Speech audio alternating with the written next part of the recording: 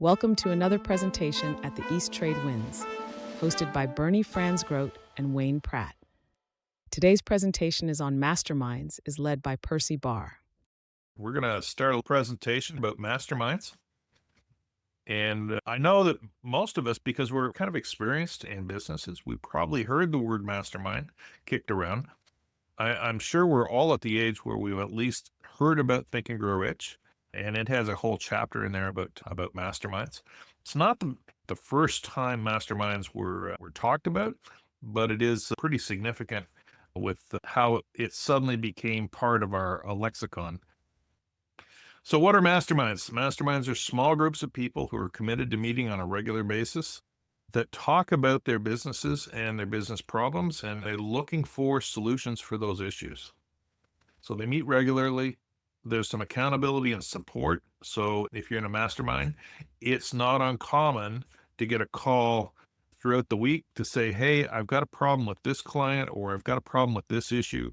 How would you look at it? Am I not seeing all the details? I need some help with a presentation. I need some help with a quote. I need a new service that I can provide. How's that working? And it's a little different than this event because Trade Winds is usually about a promotion and then a couple people talking about their business.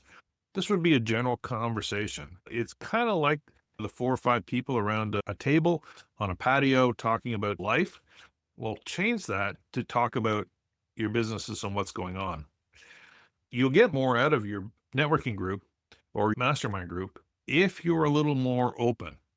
You have to be selective with the people in your mastermind. Make sure the people who are coming to your mastermind you can trust, who have some ability to maintain some confidentiality, because you don't want your business spread all over the place. The idea is to gain new perspectives. You can't see the label when you're inside the bottle. I'm sure we've all seen this about someone's issue, and you're looking at it and you go, the solution here is so obvious. Why can't they see this? And yet they don't until somebody pulls them aside and says, have you tried such and such? They have no idea that the solution could be so simple. The other thing you could do is actually spark some new ideas and try to look at new places where you can do business. It's amazing how many people that we have interaction with, they're selling the same thing that were 20 years ago, but they put a new skin on it and make it a new product. And so that's a way of doing it. You're also linking into their network. I remember talking with one gentleman in the real estate field. He was about to lose a house because a partner had pulled out. We talked about what was going on, and he said if it wasn't for a buddy he had mastermind with, he never would have taken on the idea of private financing. That has revolutionized his approach to real estate and his real estate empire. We don't have enough time in our life to make all the mistakes ourselves. We really do need to rely on other people to give us some insight as to how we can solve some of our problems. And as small business owners, we do not have the flexibility or the leverage of a Coke or a Ford or a GM to make mistakes and be able to bail out. Our margins are much thinner. So we have to have the best information. And we also need that little extra kick in the butt to keep us accountable to what we agreed to. It's so easy to sit in a mastermind group, say on Monday afternoon at 1:00 and say, hey, I'm going to do this by next week. And then Sunday afternoon, you get a quick reminder that you said you were going to do a whole bunch of stuff and you need to get at it. And so Monday becomes very busy. Well, a mastermind group will keep you accountable. And it won't let you get off the trail by being distracted by the newest hot thing. There's a joke about George Bush about going into Iraq at that point. And it says, today we are going to invade Iraq. Oh, look, a kitty. It was a kind of a joke about his ADHD. But the reality is we all have a bit of it.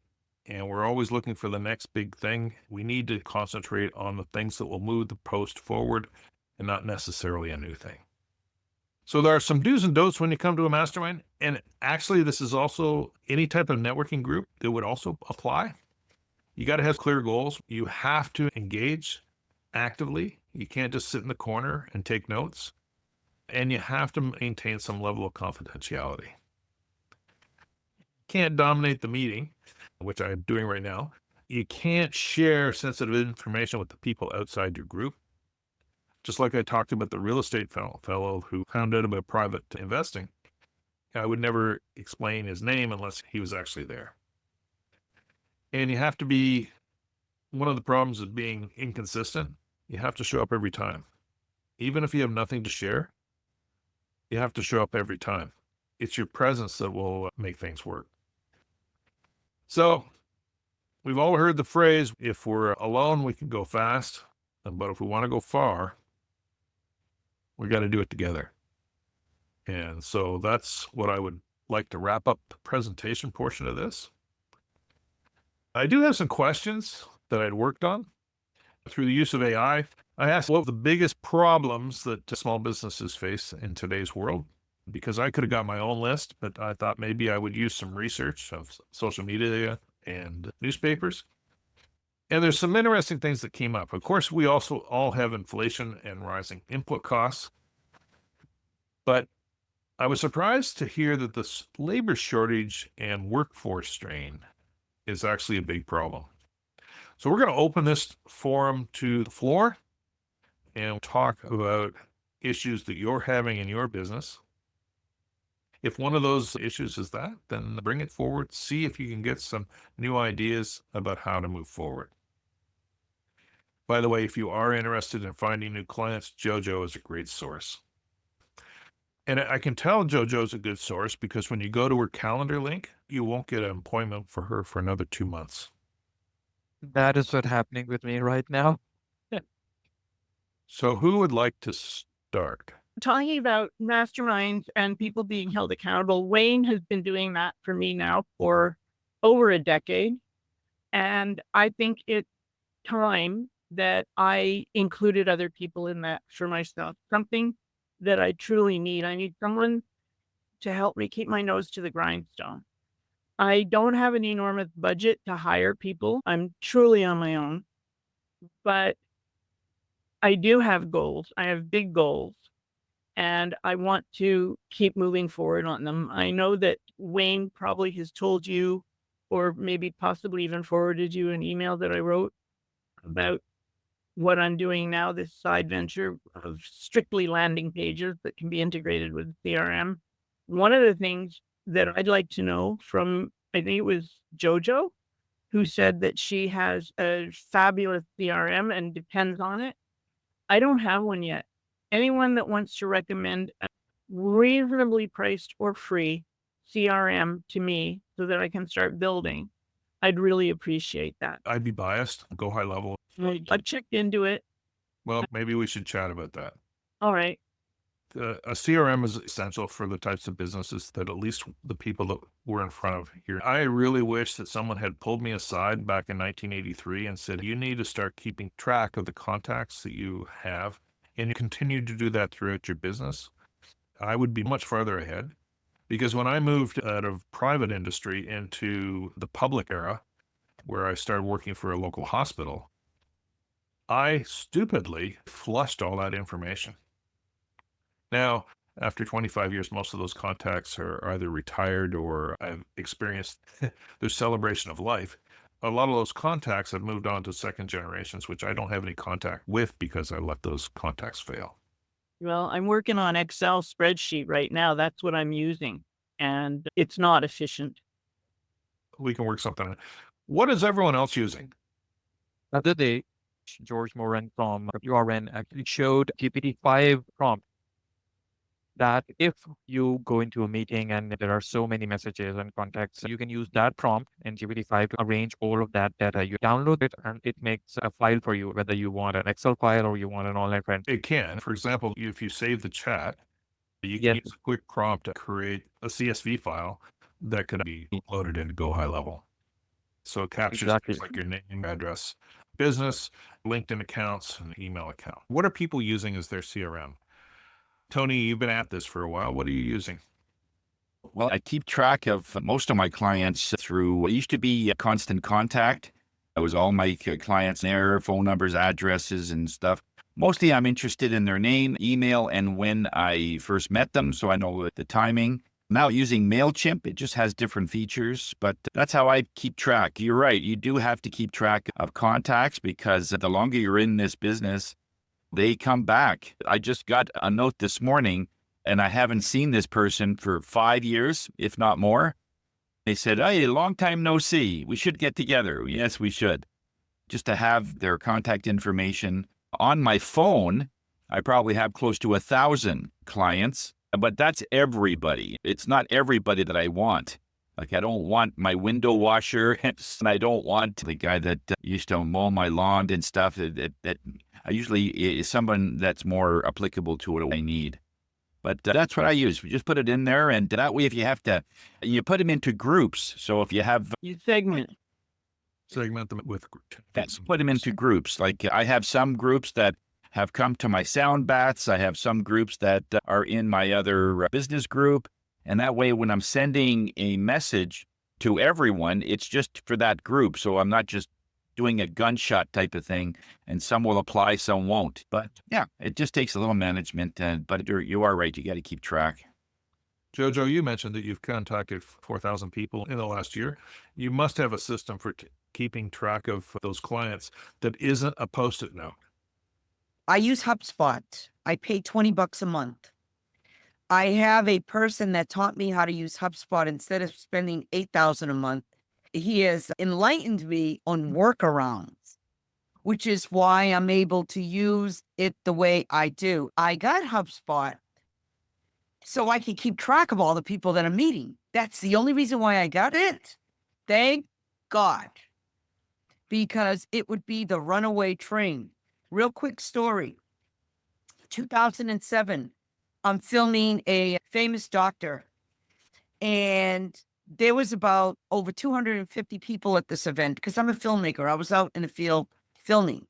Now we're going to fast forward to 2021. I'm in a Zoom room, and I said to the woman, "Let me take your information." I said, "Your name looks familiar." I have over 14,000 people in my personal contact list. And her name was in my contact list because I wrote down her name. I just got an iPhone. This was in 2007. Took a picture of her, put the date where we met, her email, her phone number. She was so impressed that I had her information. She became a client immediately. There you go. The question. Jacqueline's another one. It's because of her mortgage stuff, she has to keep track of all kinds of names. Jacqueline, what are you using? It's interesting. I'm using 2 platforms. With my mortgage brokerage, they have a platform that we use. It keeps track of people's mortgages, when they're due, when we met. I send out the email messages based on the mortgage brokerage. My name is there. My information's there. Great. Did you have a good birthday? Happy anniversary. That goes out because that information was already input. I started out my yoga business with Constant Contact, and then flipped to MailChimp. I've got 2 spaces that I'm keeping all of my information. When I go out to conferences, it goes into my MailChimp, which ultimately, fingers crossed, moves over to a mortgage client because they love what I've heard. Or they decide to take my 200-hour yoga certification. So that's how I'm keeping them. Do you find that you're actually running 2, if Yeah. not 3, Yeah. different CRMs? What happens the day that you don't want to do mortgages anymore? I would be on my MailChimp Yeah. because that would be the Wealthy Yogini. I've kept track of all of them in my MailChimp. The mortgages is fine over there, but MailChimp is the key for me. Okay.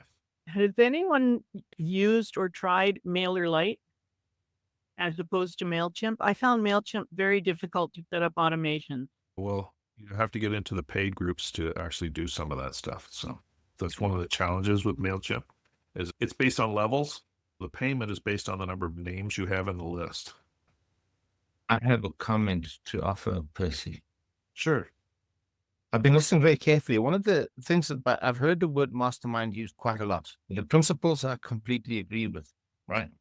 But if I look at my own history, was to connect through things like businessmen, and here we would have had EU sponsorship, but you get to know these people extremely well over a sustained period of time.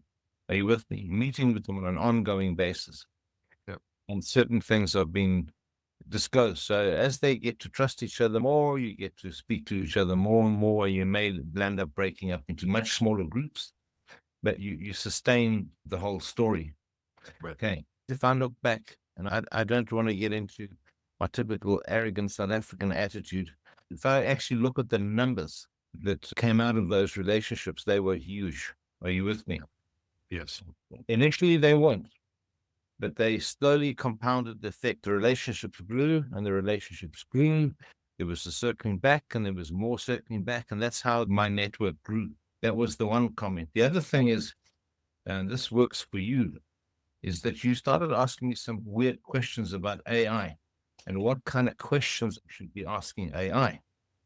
And then I decided, you know what? Everybody's using CRMs. I am the worst of the worst with the CRM thing. And I said, I ain't going to do this anymore. So I actually asked AI to help me design some kind of a campaign and a program based on past experiences that were successful. Okay. Yeah. And you will not believe what it gave. It gave me a program that says, you're wasting your bloody time doing this. So I said, well, why? And then I interrogated it again. And it actually did a very cute thing for me.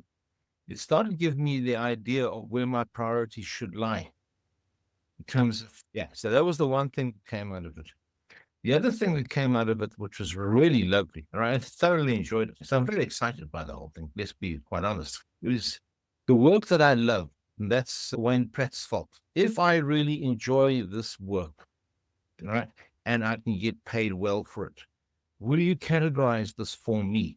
Okay, so I gave it the text and the data, and it did. Okay, it gave me a teaching and learning sort of juicy bit, and then broke it down for me. And then it gave me the last one, which is the wild card, which I thought was brilliant. You know what the wild card is? It's the long shot, meaning if I shoot around 16 kilometers downrange at a ship in the sea, will I hit it or not? That kind of a thing. It may go overhead past the bow or the stern. And I started playing with the idea of wild cards. And you cannot believe, you know what a wild card is? No inhibitions. You're completely off the wicket and you're completely wacky and you're going to do something crazy that most people think that you wouldn't do, and you fire around. And you cannot believe what came back at me. And you've got these 4 categories that you work through. But the AI tool is brilliant. If you're talking about a CRM, because I know there's various types of CRMs, there's piles of them. I still believe from the first person, from me and what matters to me, it is not a bad tool at all. I'm updating it every week. This is what I did this week.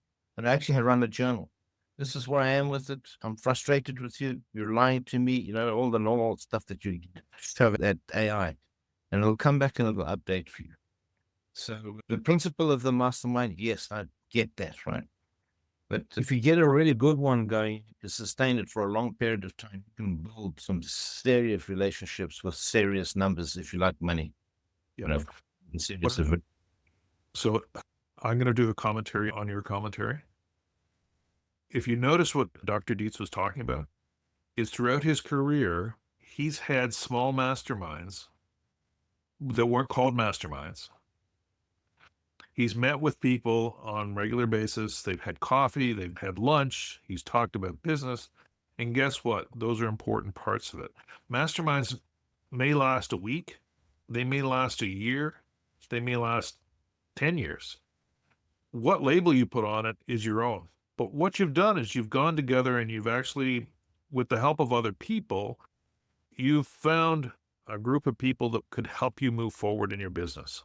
If you don't want to call it a mastermind, don't.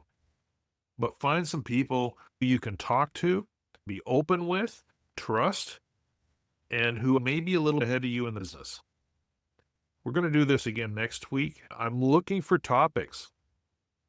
So reach out to Bernie or myself and give us a topic that we'd like to talk about, and we'll flow into those topics. Unlock the full potential of networking with East Trade Winds. Are you eager to connect with our esteemed guest speaker and delve deeper into the ever-expanding universe of connections? Simply scan the QR code now and embark on a journey of endless opportunities. Join us at East Trade Winds, where we gather online via Zoom every Tuesday from 8 to 9 a.m. Eastern Standard Time.